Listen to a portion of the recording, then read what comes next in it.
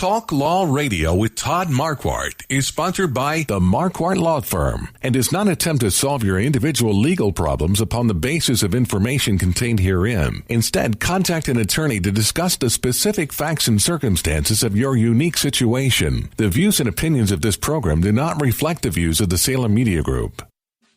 Order in the court. Be seated. It's time for Talk Law Radio with Todd Marquardt. Todd Marquardt, attorney at law in Texas. If you're a millionaire or a thousandaire, Talk Law Radio is now on the air. Call in with your business law question, your elder law question, veteran aid, Medicaid, build a business to get paid. 210-308-8867. Or ask a question online at marquardtlawfirm.com. That's MARQUARDT lawfirm.com. And now, it's Talk Law Radio with Todd Marquardt.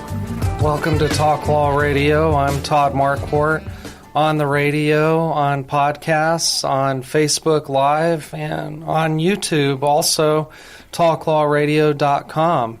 Today we're going to be talking about the definition of assisted living, but first let's begin with prayer. Dear God, thank you for this day. Thank you for all the gifts and blessings that you give to us. Thank you for giving us the opportunity to talk about this on the radio. And please forgive us for our sins, for our mistakes, for doing the wrong thing or failing to follow your will. Help us to follow your will more closely. And help Cyndi Pressler and I give good information to the listeners about assisted living. Pray all these things for your glory, for the good of your people, and for our own good. In Jesus' name, amen. Cyndi, welcome to the show. Good morning. So you are assisted living extraordinaire. You've done everything from beginning to end. And so there's a lot to talk about there. But first, I wanted to talk about you as a person. Where are you from? I'm a Texas girl, born and raised kind of several different locations in Texas, so west, north, south. Traveled in the east, but mostly come from West Texas. You've but been lived all over. All over Texas. Yep. Okay. Yes, ma'am. Yeah, I noticed on your resume you went to school in Odessa. I did. I started college there. So Odessa Junior College at the time, which is now University of Texas at Permian Basin. Oh, okay. Mm-hmm. And you, the whole time that you were in Texas going to school, did you know that you wanted to do assisted living or helping seniors or any of that? Todd, no. I was a young person with big dreams, and I just wanted to leave. I wanted to grow up, leave, be on my own. My dream was to go to school. I was a writer, and I wanted to follow that. I wanted to be also good at language, so I thought, I'm going to be a linguist. I'm never going to get married. I'm never going to have children. I'm just going to travel the world and be in foreign affairs or some kind of interesting life. Wow. Mm-hmm. Yeah, and so what changed? I just kept walking through open doors that opened for me work-wise. I did not finish that dream in college. I ended up getting married and having 4 children, and now 19 grandchildren and counting. Wow, and awesome. That just took a whole different life on, and everything that you're running from is probably exactly where you need to go. Yeah, So- I guess Noah had that story too. He did. I didn't know that at the time, or if I knew it, I didn't want to think about it. Right. But anyway. Okay, share with us some of the different experiences that you had that led you to where you are today, being a consultant to help people become managers of assisted living facilities. You know, I think it's interesting in your life. You read a lot of things, and sometimes people of wisdom, older people will tell you, you know, they think back to their young days and the dreams that they had. I've always had a dream of owning my own business. I owned my own business. My first business was when I was 9 years old. I sold butter beans out of my own garden, out of my backyard. Okay. Daddy let me have the back row on the fence. Okay. And so I've had that in me forever. Sometimes it takes a long time to get to where you want to be, and then along the way, you forget about it maybe. Or you think, oh, that'll never happen, right? But the dream, I think dreams are given to you for a reason. If you have a really strong passion about something, it's probably what you need to be doing, but sometimes it takes a long time to wrap your mind around it, or situations, financials, other conditions in your life may not let you go that direction until there's a good time for that. Okay. So after you sold butter beans, what was the next step that led you to where you are here? Oh, just growing up. So butter beans, Girl Scout cookies, and then what is that group called in high school I was in? Junior Achievement. You know, we had to create products and market them and sell them and make a profit and track all of that and learn how to do all of that. Wow, that's a young entrepreneur group. Yeah, it is. They're a great organization. And my dad was an entrepreneur, always in his own business. I helped in the business, helped him keep books, those kinds of things, and just learned a lot. I was that kid that was at the Saturday morning farmers breakfast with Dad and all the farmers, listening and learning. And maybe I might have been sitting on the side reading comic books at the time in the little cafes, but I was listening and learning. Yeah. So it just took a long time to get there. Then you grow up and you have a family, and you're like, well, I can't jump off the cliff and run my own business. I got to have an income and take care of these kids and responsibilities. But somehow, and I give God the credit, what's that old saying? Even a blind hog can find something. Anyway, but I think God's always there. And whether you're acknowledging it or not, I don't think He ever leaves you alone. And so I don't think He left me alone, because the right doors opened for me along the way. Was I smart enough to take advantage of them? Yes. Did I realize what the big plan was? No. Well, tell us about some of those doors that you walked through. I started off at 17, preparing to go to college, earning extra money, working in my local nursing home. That was the jobs that were available. And so I did those 11 to 7 shifts at the time, and taking care of elderly people. I knew how to care for people. One of the jobs I had when I was 12, my first babysitting job, was working for the lady across the street from us who had twins unexpectedly and needed extra hands to help. And, I credit my parents for giving me that good work ethic and knowing how to serve, knowing how to make your bed and clean the house and do the chores that you didn't want to do. Everything teaches you something that you can use later on in life. So work ethic and just being able to follow directions and learn and apply what you learn, and most of all, be of service to the person that you're working with and for.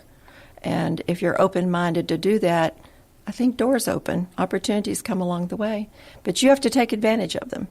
So, the steps from there to in college, and then afterwards working for the Council of Governments, had an opportunity to go to work for them. What did you do there? I was an aging specialist or a contract manager. It was in the aging office in Central Texas. So in Texas, at the time, that was the agency at state level was called Texas Department on Aging, and they filtered information and funding and oversight down to the county level. So in Texas, a lot of things are governed by county judges.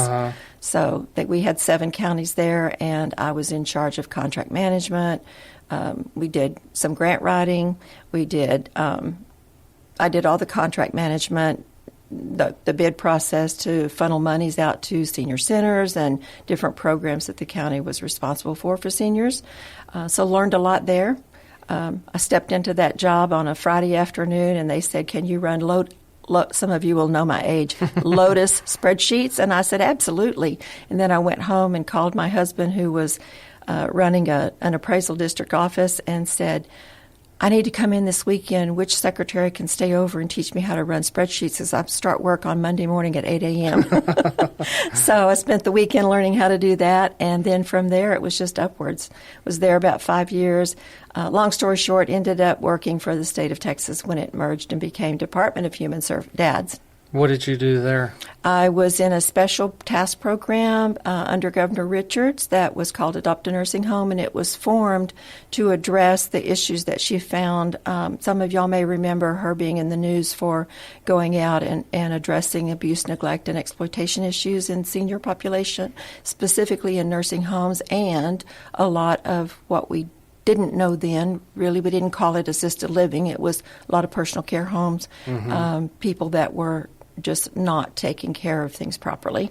And so she formed this task group to address education and training as they revamped rules and regulations. And her attitude was, if we're going to require people to take proper care and meet our expectations of care, then we need to also provide them a way to have education and training about how to do that. So it was an awesome opportunity. That was in the 90s, wasn't it? It was in the mid-90s, yes, sir. I was in New Mexico then, so I didn't experience seeing her on the news, but when we come back after this break, I'll tell you about some other news programs that I did become aware of during that time. Excellent, excellent. Stay tuned.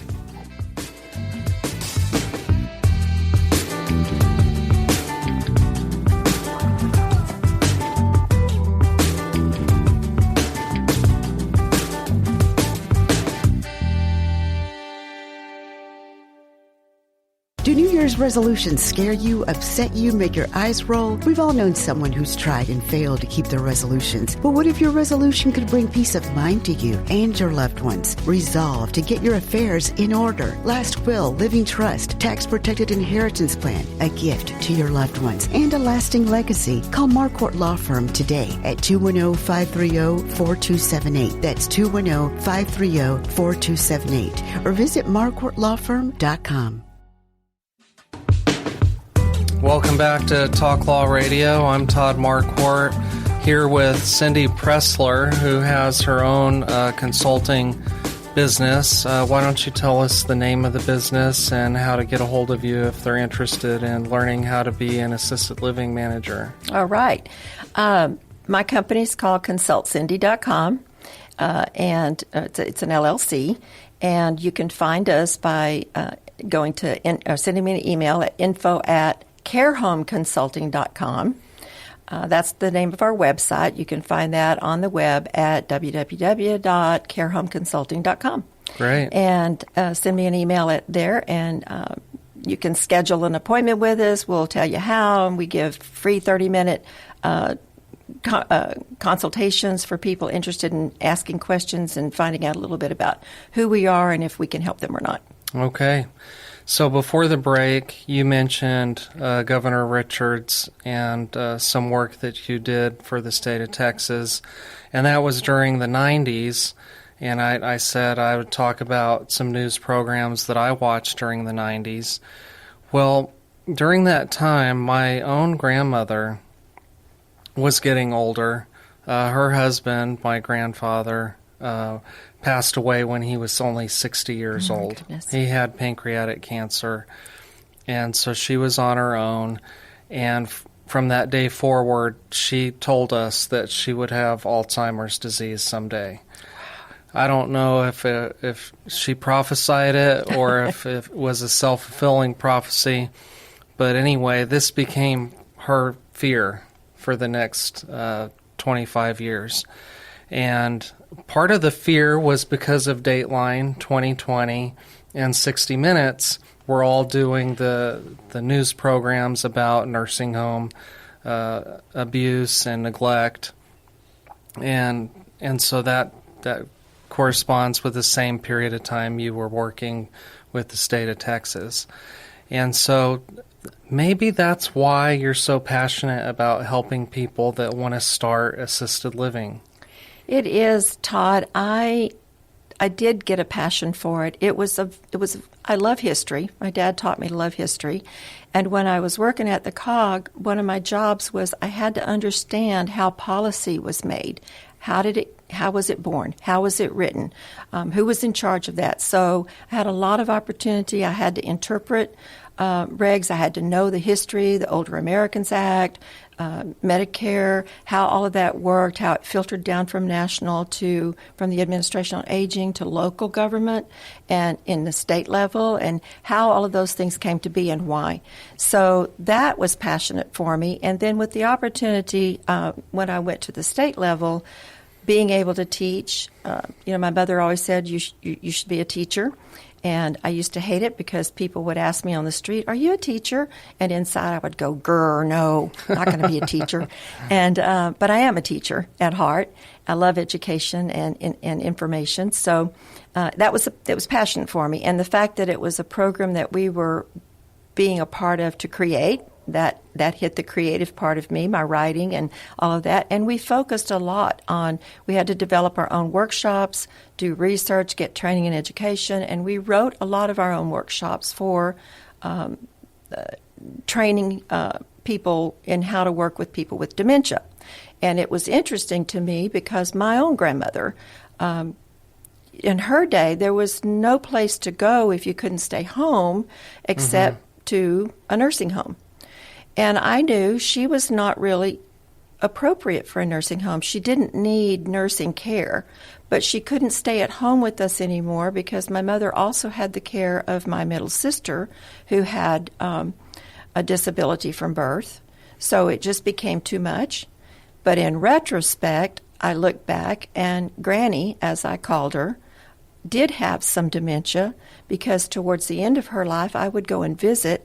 She would think that I was my mom, because I look a lot like my mom. Yeah. And she thought my first daughter, Sarah, who was 2 or 3 at the time, was me. So she would call me Mary Helen, and she would call Sarah Cynthia. And it always confused me, but interestingly enough, I have to tell this story because it's so sweet. On the day my granny passed away, she was in the hospital, and I was there visiting, but I had to get back home to the children, and I had to leave. My mom was standing beside the head of her bed. Granny was sitting up in the bed, and when I got to the doorway, I turned around and blew her a kiss and said, "Bye, Granny, I love you," and she said, "Bye, Pumpkin." That was my nickname that my granddad gave me. So in that small instant before she passed away, she remembered me. Yeah. She knew me. And that was such a gift. It was so sweet. Yeah, because thank you for sharing. I didn't mind that she called me Mary Helen. I didn't understand why. We just thought it was aging, that everybody that got old did that. It's not true. Not necessarily true. Right. Okay. Well, that's very touching, but I want to give our listeners some take-home information about how to provide the same care for their loved ones. And you started to get on your soapbox one time when we were talking about assisted living because there's so much confusion about what assisted living is and what it's not. So tell us, what do you want our listeners to know about assisted living? I think it's helpful for you to know if you're dealing with aging parents or loved one, it's helpful to know some information. So when you're trying to decide what do you need to do on their behalf or help them understand what they need to do, terminology, you may say, well, that's just semantics, but it's really not.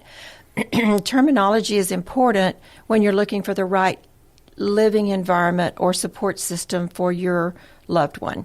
So there's a difference between a nursing home, what we call a nursing home or a skilled nursing facility or a long-term care facility. There's an umbrella. Long-term care applies to anything that's long-term care.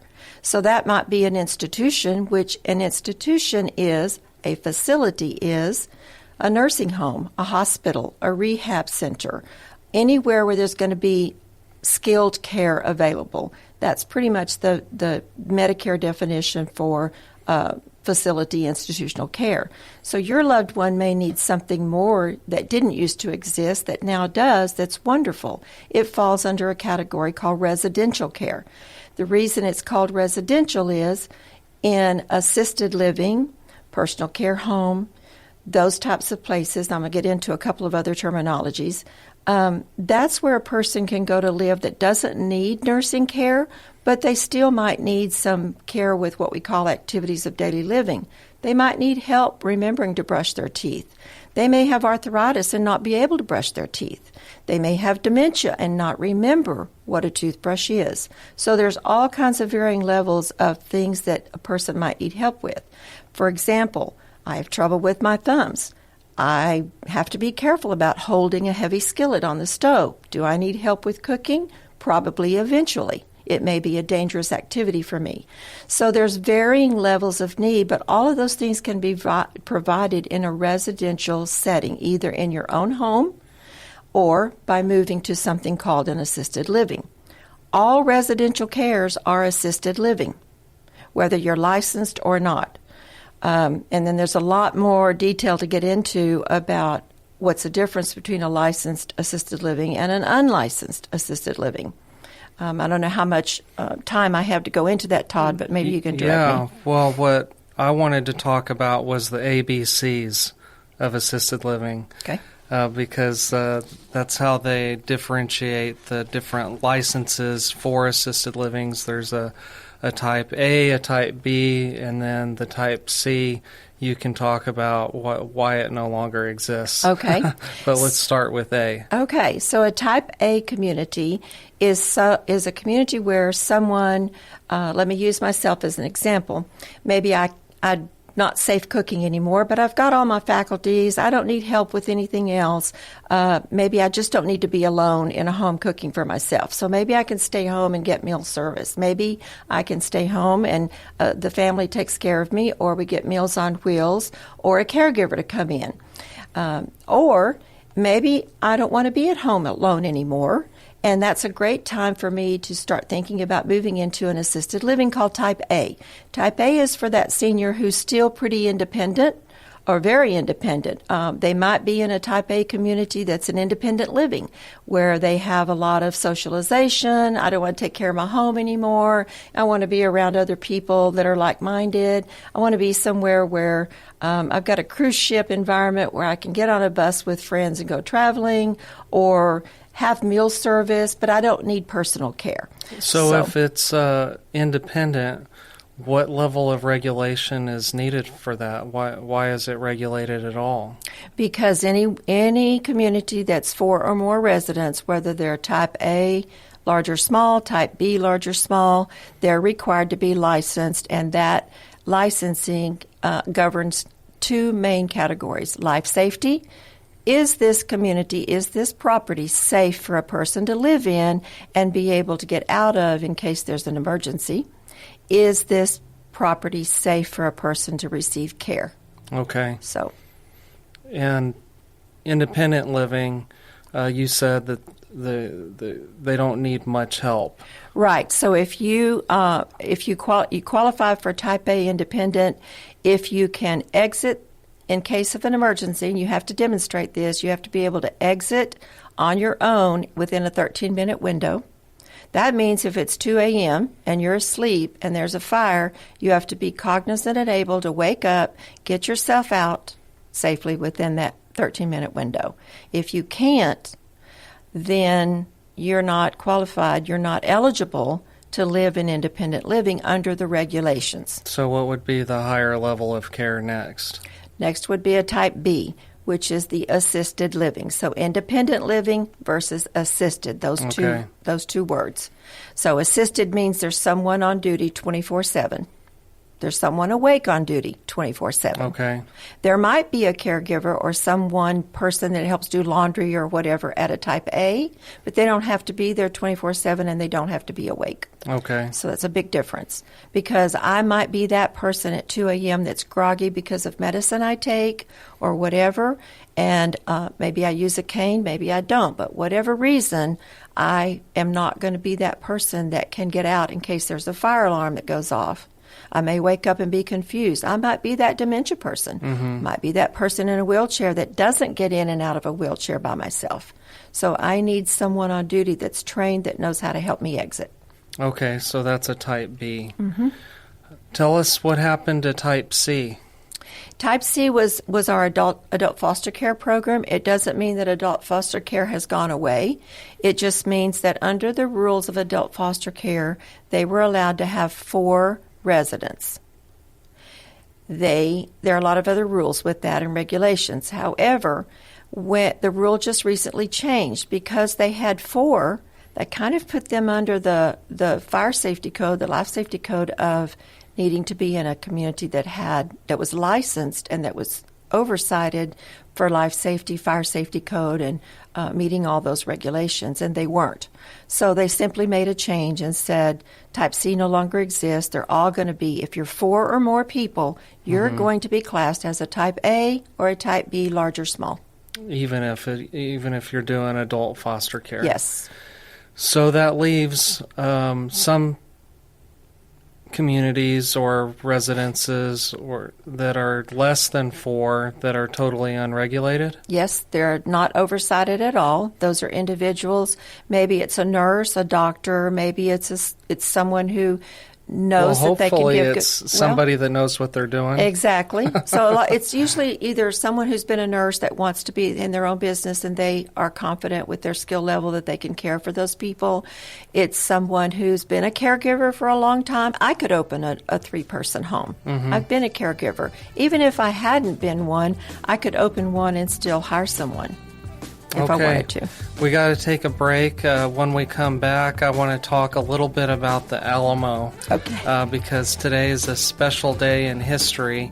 And then we'll also talk about your CALM program, Certified Assisted Living Manager. Management. Okay, stay tuned.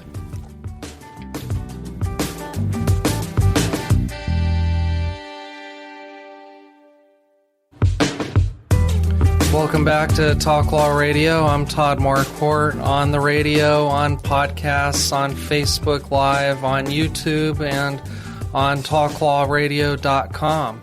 Here talking with Cyndi Pressler about her Certified Assisted Living Management course and defining what assisted living is. But first I wanted to talk about the Alamo because I want to give you an opportunity to win a hat. I will mail you a baseball cap type hat that has a picture of the Alamo on it, and it says "Remember" underneath it. I bought these hats from the Texan, which is a publication that is a great read in the mornings. But first, I want to tell you about a letter that William Barrett Travis wrote on February 24th, 1836. To the people of Texas and all Americans in the world, fellow citizens and compatriots, I am besieged by 1,000 or more of the Mexicans under Santa Anna. I have sustained a continual bombardment and cannonade for 24 hours and have not lost a man. The enemy has demanded a surrender at discretion, or otherwise the garrison are to be put to the sword. If the fort is taken, I have answered the demand with a cannon shot, and our flag still waves proudly from the walls. I shall never surrender or retreat. Then I call on you in the name of liberty, of patriotism, and everything dear to the American character to come to our aid with all dispatch. The enemy is receiving enforcements daily and will no doubt increase to 3,000 or 4,000 in 4 or 5 days. If this call is neglected, I am determined to sustain myself as long as possible and die like a soldier who never forgets what is due to his own honor and that of his country, victory or death. P.S. The Lord is on our side. When the enemy appeared in sight, we had not 3 bushels of corn. We have since found in deserted houses 80 or 90 bushels and got into the walls 20 or 30 head of beeves. I had to look up beeves. It's a cow. So if you want that hat that has a picture of the Alamo on it and says "Remember" underneath, you need to call the station at 210-308-8867, 210-308-8867, and I will give you a hat. Let's get back to assisted living. With your passion for teaching and your passion for seniors and older people receiving good care, you started teaching people who wanted to open up their own business, assisted living communities or houses, a certain program. And so I just want you to go through that program so that people can get an overview of all of the things that go into having a successful residential care home or assisted living. Okay. Can I say something about beeves first? Yeah. I love language, and so beeves is the way they used to spell beef. Beefs. It was really supposed to be F, but they used V in different letters like that back in the English, Old English. Right. So that's interesting to me. Uh-huh. And thank you for doing that, Todd. That just warms my heart, because as a child, Texas is a republic. And there's a reason why it's called the Republic of Texas. Other states are not called that. Right. So it has to do with some of that history. Anyway, thank you for that. So the CALM training, CALM, is Certified Assisted Living Management. It is a course that is required by the state of Texas Health and Human Service Commission. It is in their regulatory codes. There is a list of credentials that a person operating, managing an assisted living, licensed, should meet the criteria. And it might be that you have a medical degree, or you have a business administration degree, you have experience, but they add on that you also must complete a assisted living management course. There is a certificate that's issued after that. While the state requires it, and they also list what the content must be, and just like for a social work degree or anything else, professional, there must be a certain number of hours. The first year, it must be 24 hours of course completion, and then following annually, it must be 12 hours to renew your certificate.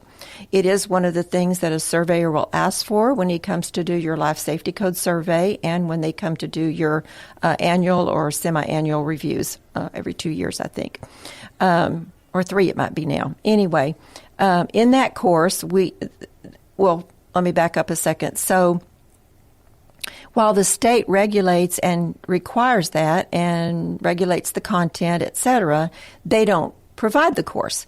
So that course can be provided by accredited people, such as myself. You can accredit yourself, but we feel like we have that accreditation or that qualification to provide that training based on our number of years of experience, work history, our relations and connections with people that have worked for the state, that were in those programs, in regulatory. So we have great speakers. 2 of my speakers that work with us that provide the regulatory training of the course are Fred Worley, who was head of that department. He's an architect who wrote most of the code for the state of Texas. They were there during the years that I worked for the state. Dottie Acosta was in regulatory, working oversight and interpretive regulations for the surveyors. So 2 very credible individuals and speakers, and knowledgeable and well known in the state. And then we offer an individual speaker, usually about a total of about 7 additional qualified subject matter experts, we call them, to cover some of the other subject matter. So that subject matter might be such as Todd. Todd speaks for us in our group on our trainings about law. How does the law? What do you need to know about elder law or other types of business law, things that might affect you as an assisted living owner? What about risk management insurance? We have a speaker for that. We talk about dementia. Most of the time I'm the speaker on that, but we also work with the Alzheimer's Association and different experts giving training and education about all these different subject matters. The reason that the state adds this on and requires it is it's just like real estate or insurance or anything else you want to go into as a business. You need some education and information and an overview of the business that you're wanting to operate.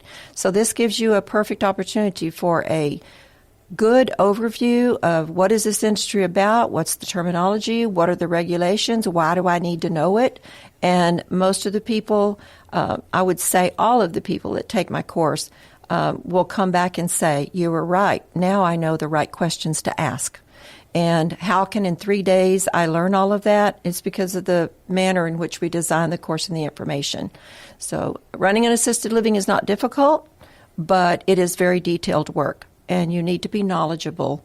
And if you don't follow the regulations, then the government shuts you down and you lost all your business money to get it started. Absolutely. The regulations are there because seniors are deemed as a vulnerable population, and vulnerable populations, people that are disabled, people with medical, people with all kinds of different reasons, income levels, whatever. There's special provisions in our Texas policies and procedures that actually starts at the national level to protect those populations and give modems by which we can provide their care and support. And we're expected to adhere to safety of environment and safety of care oversight.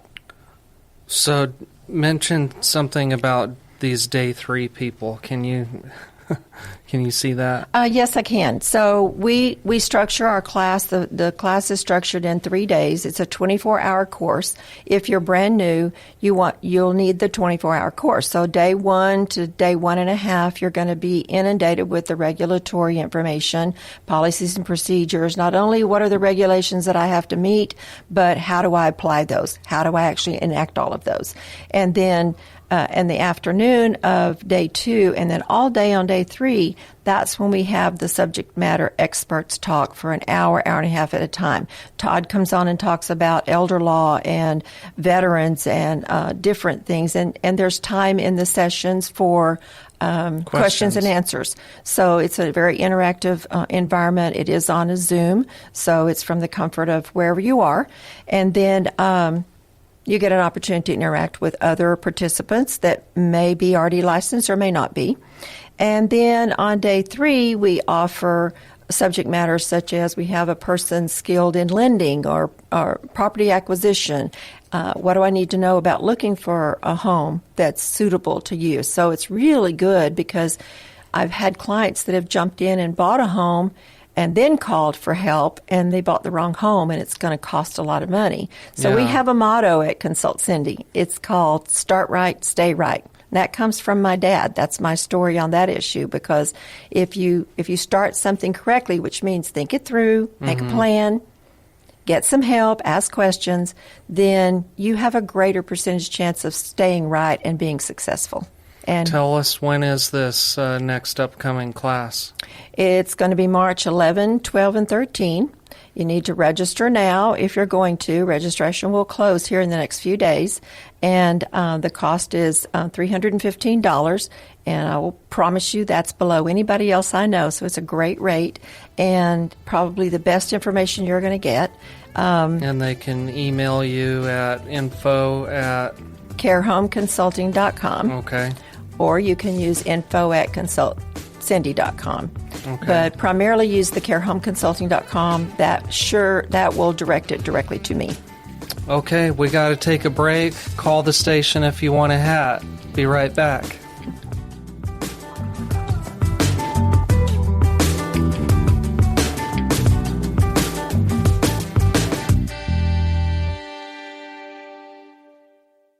Do New Year's resolutions scare you, upset you, make your eyes roll? We've all known someone who's tried and failed to keep their resolutions. But what if your resolution could bring peace of mind to you and your loved ones? Resolve to get your affairs in order. Last will, living trust, tax-protected inheritance plan, a gift to your loved ones, and a lasting legacy. Call Marquardt Law Firm today at 210-530-4278. That's 210-530-4278. Or visit marquardtlawfirm.com. Welcome back to Talk Law Radio. I'm Todd Marquardt talking with Cyndi Pressler about CALM, Certified Assisted Living Management. It's a course that she provides. There's an upcoming course in March the 11th to the 13th. You can get more information from her about that at info at Care Consulting. Care Home. Info@carehomeconsulting.com. I think I Okay. confused y'all. Yeah. Sorry. So I want to give you one more chance to win a free hat. You can call the station at 210-308-8867, 210-308-8867. because I'm remembering the Alamo today.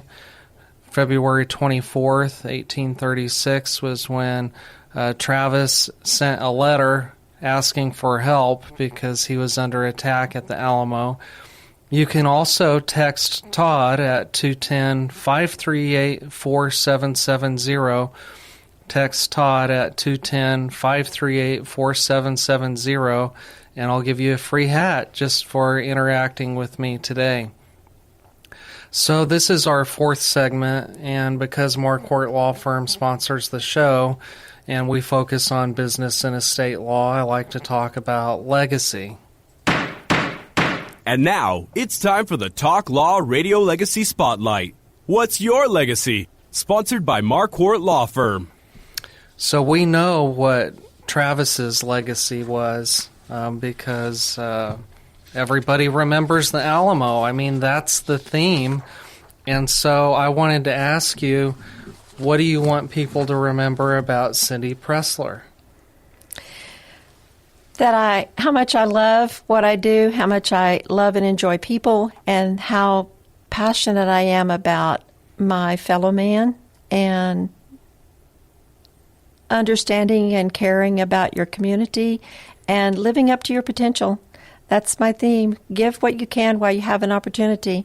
And if you don't know what it is you can give, start a journey to figure out what that is for you, because that's how we become community.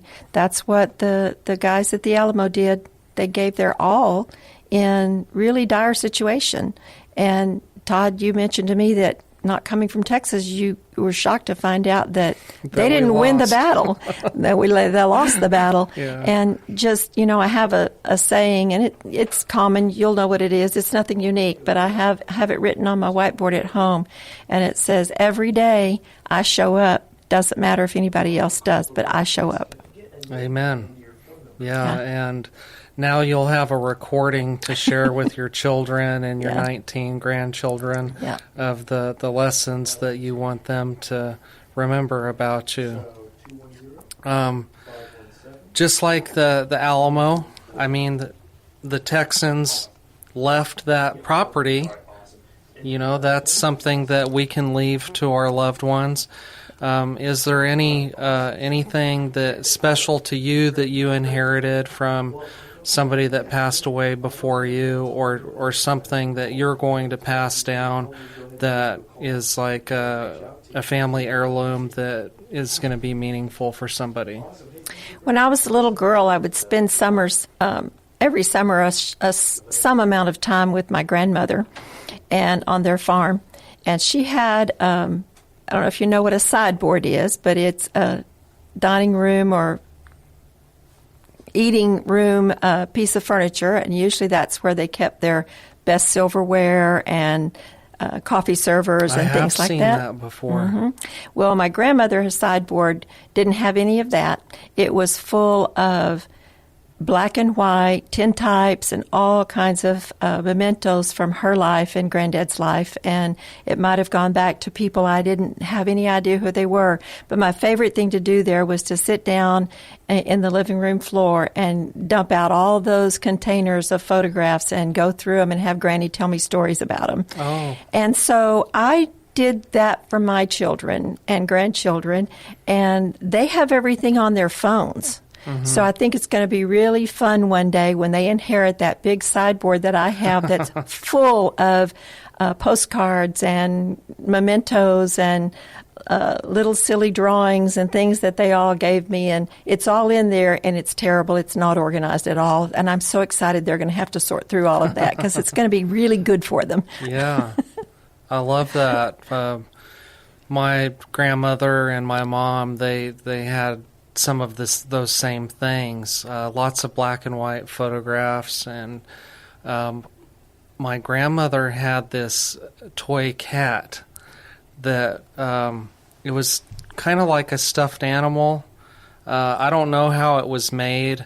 It isn't anything that you would buy at the store today. It was a homemade stuffed cat, and it's the ugliest thing you ever saw. But I know it was hers, and I know it was important to her because it survived several generations now. Mm-hmm. Yeah, those things are really cool.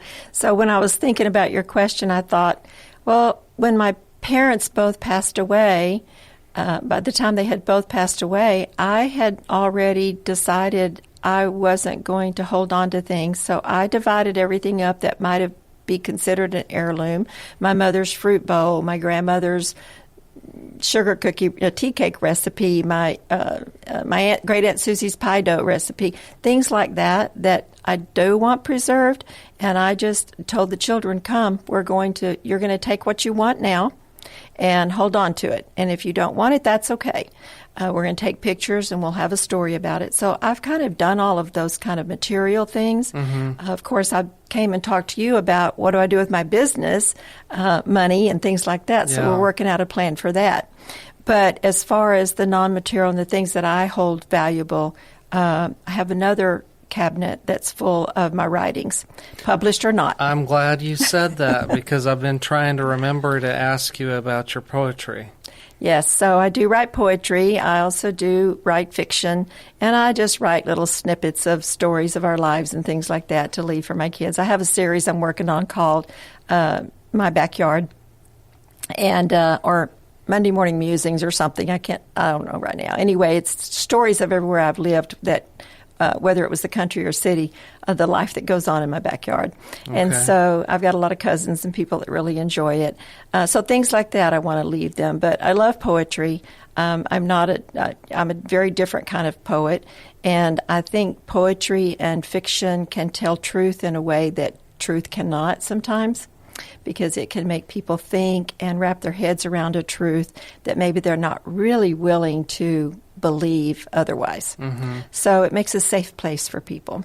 It's also just fun entertainment to make things up. Yeah. But anyway, yeah, I love my poetry. I didn't finish a degree in writing or anything, and so I might be called a frustrated writer, but and maybe never get the full recognition of being very accomplished, but the people that I do share it with seem to be blessed. And I had a great opportunity this year to co-write a hymnal book with a friend who is a composer, and she wrote 25 songs, and I wrote 15 complimentary poems to go with each music piece. Mm-hmm. So that was a wonderful experience of digging deep and finding out, can I write anything on purpose? Yeah. So that was a great experience and a great opportunity. I've enjoyed that. And is that available on Amazon? No, we wrote it. She's such a unique person, and her father passed away, and she has now an ill spouse, and she's been inspired during the last 3 years to really express her faith. And she had a legacy money from her dad, and she's using that to write primarily for her children, for leaving a legacy for them. Mm-hmm. And I was invited to join. So I asked her about publishing and on Amazon or something, and she said, I'm not really interested in doing that. You can do what you want. I haven't done anything with it yet, but mostly it was for friends and family. But you could. I could. She gave you permission? She did, yeah. Well, let's work on a written note from her that gives you that permission. That'd be great, Todd. Because then, if you don't get around to it, maybe your kids will want to publish it. They might want to. Yeah, you never know. Yeah, you're so busy. I am. I have a ton of things I want to do, and my passion really is writing now, and I'd like to, before I might lose the opportunity to be able to do so, I'd really like to pursue that and finish a couple of novels that I want to get written and stories for my kids. Yeah, but you're also doing this assisted living management course. Yeah, and that's a passion. I don't want to give that up because, just like the Alamo and different things, history has a way of losing some of its truth. Gets changed over the generations, and the stories change and get shortchanged sometimes. So the same thing happens in business, and especially in this industry with just the terminology and where did this come from, and why is it so important? And it has some very important value for the next generation that's going to be taking care of you and me. That's right.